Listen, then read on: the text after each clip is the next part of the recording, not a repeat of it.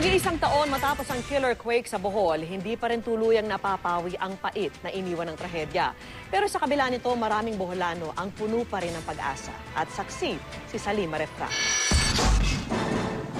Isang taon man ang lumipas, hindi pa rin nabubura ang pinsala ng lindol sa Sagbayan, Bohol. Ang bayan na ito ang epicenter ng magnitude 7.2 na lindol. Ang mga inang sina Henara at Prima, hindi pa rin matanggap ang sinapit ng mga anak.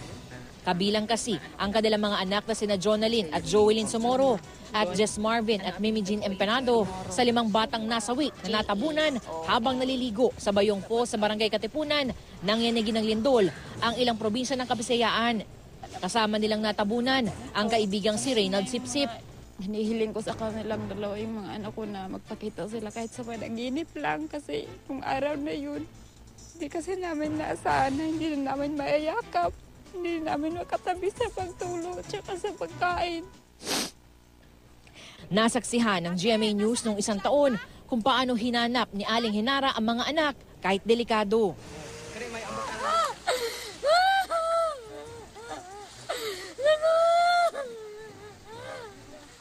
Ngayon, hindi pa rin natutuyo ang luha ni Aling Henara sa pangungulila sa 2 anak. Doon na nga daw mag 1 year na nga akong mga anak, ma'am. Sakit pagid sa akong balatian nga.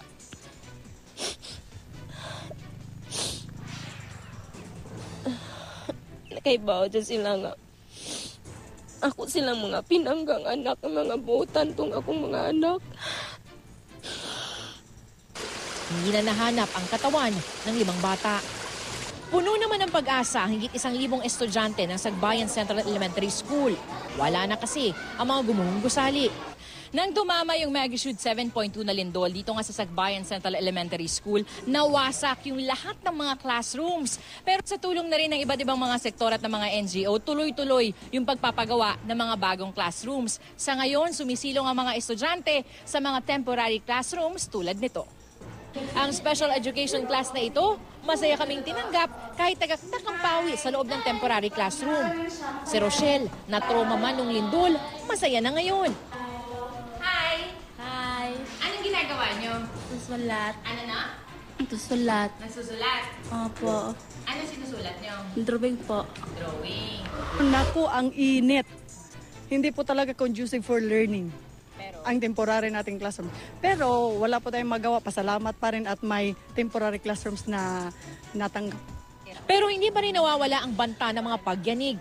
Nangangamba pa rin ang magkapatid na Januaria at Flor tuwing natutulog sa sira-sira pa rin nilang bahay. Magmula raw ng lumindol, nakakaramdam pa rin ng mga aftershocks. Malakas minsan. Oo. Pero walang magawa. Ako si Salima Refra, ng inyong saksi.